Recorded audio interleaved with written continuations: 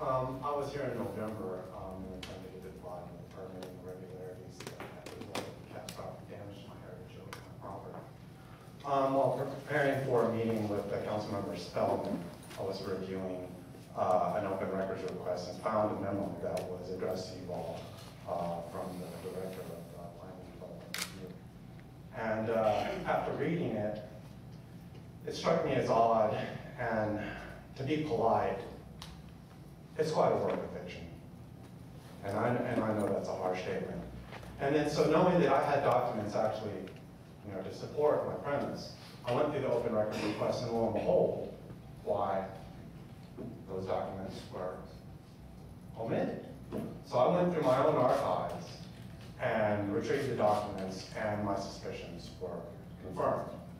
Now, in this particular memo, it describes where the city arborist and the director of planning came to my residence, and according to the director, that the 600% variance in fill, he doesn't say that, but that's what it physically is, that was granted to the developer, 2 feet across the board and maximum of 3 feet of impermeable clay and something, which is up to 800% of the city code by any reasonable definition of tree removal would constitute. Anyway, he said, well, we never discussed the fill section.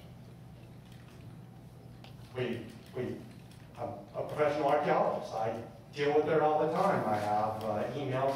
I was told by a certified arborist that the fill section's killing my tree.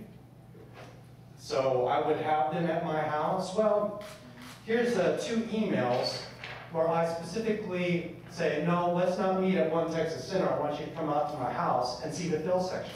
2 emails. And one where the admin messed up the scheduling, and I was adamant. And I say, no, we're meeting at my house. I want you to see the fill section. We're meeting at my house to see the fill section. 3 paragraphs of it. I have the documents right here. So how do they explain this discrepancy? We never talked about the fill section? Are you kidding me? That's all there was to talk about. The trenches from the mitigation that I had to coordinate with the developer were still fresh in the ground. It is an outrage. My wife gave me a hug and a kiss this morning. She said, thank you, honey, for what you're doing. And many times I've told you to give up because it's pointless. Nonsense. Nonsense. It is my duty as a citizen of Austin to tell you about this outrage. I fought this battle for 2.5 years. And after this, my resolve, you haven't realized. Thank you, Mr. Ringstaff.